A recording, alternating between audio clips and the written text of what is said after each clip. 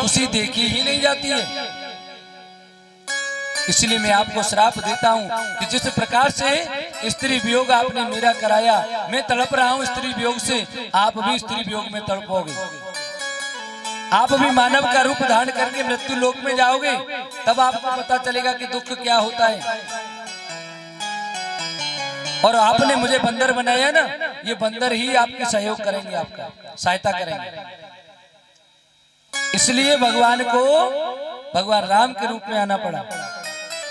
और शंकर भगवान ने सोचा, उस समय ब्रह्मा जी ने कहा था कि समस्त देवता भगवान अवतरित होने के लिए जा रहे हैं, तो जाओ पृथ्वी लोक में और सब अपने अपने काम में लग जाओ। सबको इनकी सहायता करनी है, अलग अलग रूपों में अलग अलग देह धारण करके पृथ्वी लोक में पहुंचा भगवान के काम के लिए। शंकर भगवान सोचने लगे हम क्या करें, हम कौन बन के जाएं।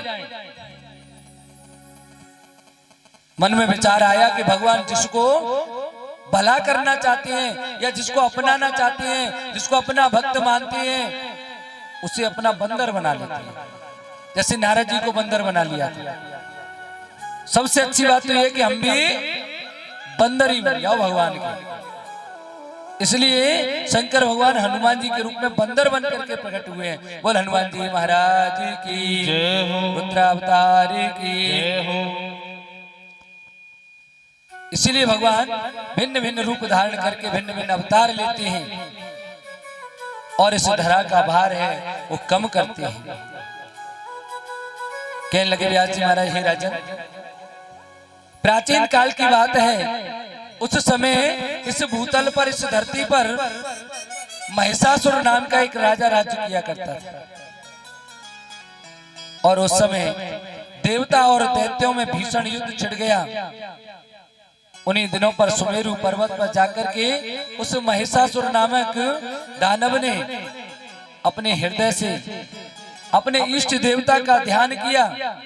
पूरे 10,000 वर्ष तक उसने वहां तपस्या की, जिससे देवता लोग भी चकित रह गए कि एक दैत्य होते हुए भी इतनी लंबी तपस्या कर सकता है।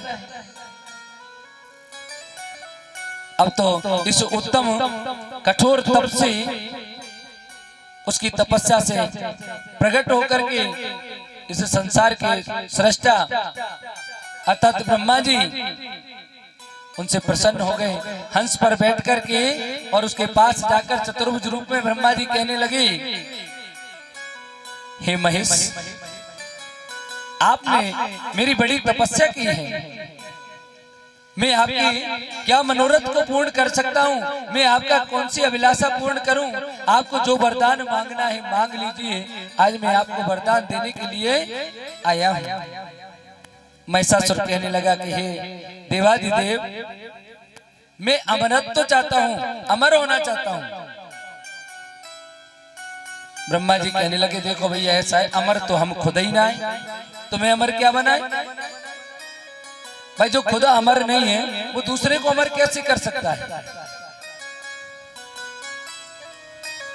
तो बोले क्या करना है फिर, आप अमरत्व की जगह पर अर्थात अमर होने के अलावा आप और कोई दूसरा वरदान लें, दूसरा कोई वरदान मांगे तो निश्चित रूप से मैं आपको दे सकता हूं। क्योंकि इस संसार में जो भी कोई उत्पन्न होता है उसको मरना तो पड़ता ही, इसलिए अमरता का वरदान नहीं दे सकता मैं। तुम्हारे मन में और कोई वरदान आ रहा हो तो मांग लो।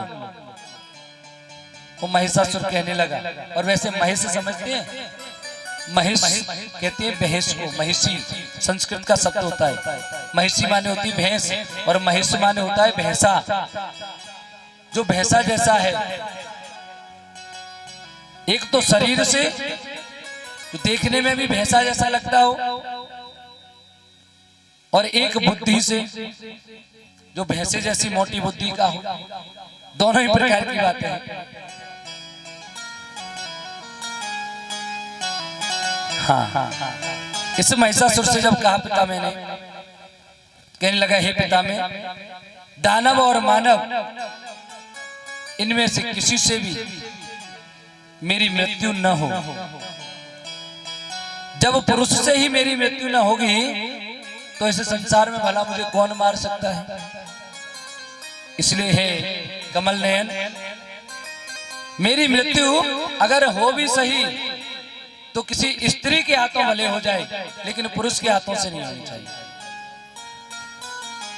उसे लगा कि पुरुष थोड़े बलवान होते हैं और स्त्री होती है अबला।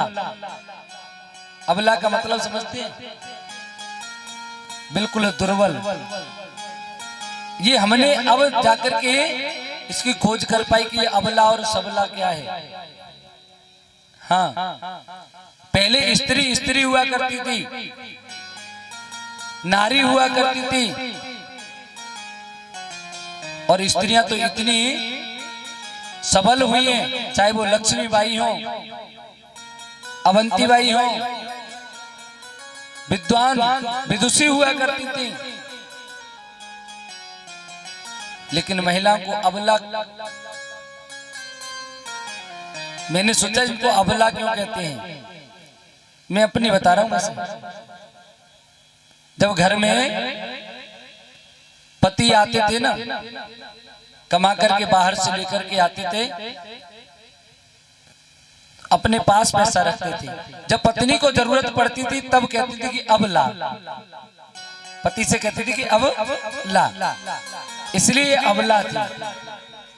लेकिन अब उल्टा हो गया है। अब जैसे ही तनख्वाह मिलती है तो कहती है सब ला, सबको पहले मुझे दे, उसके बाद तू मांगते रहना। इसलिए अब हो गई है सबला, अर्थात अब ताकतवर हो गई है ना। चाहे वो आर्थिक दृष्टि से हो, शारीरिक दृष्टि से हो, मानसिक दृष्टि से हो, पढ़ी लिखी है, इसलिए भी इनको सबला माना जाता है। इसने सोचा कि स्त्रियां तो दुर्बल होती हैं, ये तो क्या युद्ध करेंगी, ये मुझे क्या मार सकेंगी। इसीलिए इसने वरदान मांग लिया कि हे ब्रह्मदेव, अगर मेरी मृत्यु हो तो किसी स्त्री के हाथों भले हो जाए। ब्रह्मा जी ने वरदान दे दिया कि तुम्हारी मृत्यु होगी तो किसी स्त्री के कारण भले हो, लेकिन तुम्हारी मृत्यु किसी पुरुष के कारण नहीं होगी। तथास्तु। अब तो वरदान पाकर के इसके मन में एकदम से अहंकार का उत्पन्न हो गया। जब ब्रह्मा जी अपने लोक को चले गए, ये दैत्य जब लौट करके अपने घर पर आया तो राजा जन्मेजय, ये महिषासुर पूछ रहे हैं कि हे भगवान, ये जो महिषासुर है वो किसका पुत्र था, ये इतना बलशाली कैसे हो गया,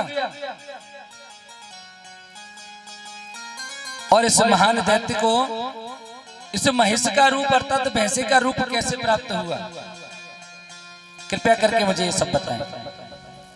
व्यास जी महाराज कहने लगे, हे राजन, धनु के रंभ और करम्ब नाम के दो पुत्र पैदा हुए।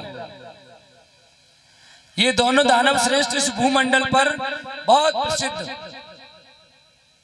क्योंकि जिसमें बल होता है ना, जो ताकतवर होता है, उसको सब लोग जानने लग जाते हैं, प्रसिद्धि उनको जल्दी मिल जाती है। ये भी बड़े प्रसिद्ध थे, बड़े ताकतवर हुए, लेकिन इन दोनों के ही कोई संतान नहीं थी। इसीलिए पुत्र की कामना की आशा लेकर के और ये तपस्या करने के लिए चले गए। जब इन्होंने अनेकों वर्ष पंचनद के जल में डूब करके और तपस्या की, ब्रह्म ने जो दूध वाला जो वटवृक्ष होता है उसके नीचे बैठ करके पंचाग्नि जला करके और उस पंचाग्नि से तप किया, साधना करते हुए। जब ये इतने बड़ा तपस्या कर रहे हैं और इंद्र को जब पता चला कि इतना तप हो रहा है तो निश्चित रूप से कोई न कोई देवता तो प्रसन्न होगा।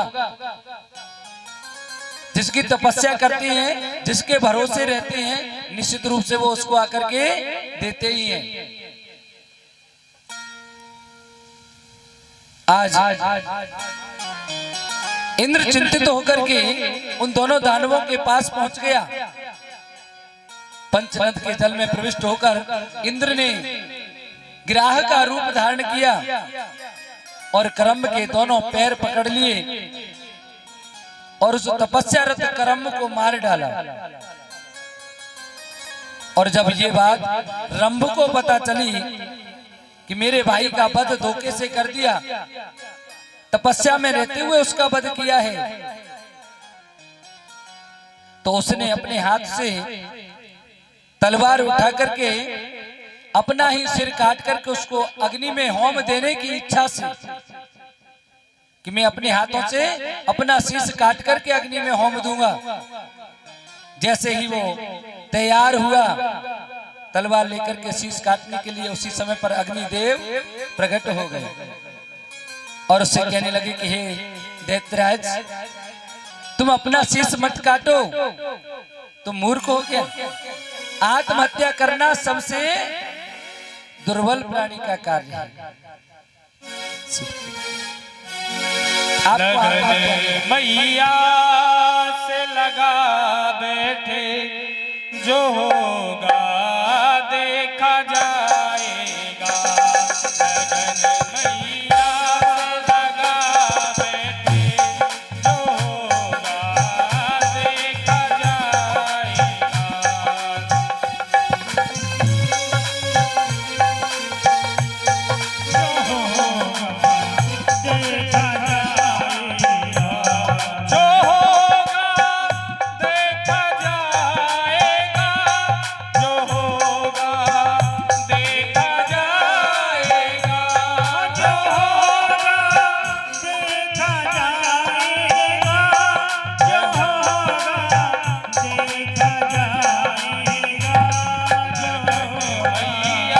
से लगा बैठे, जो होगा देखा जाएगा।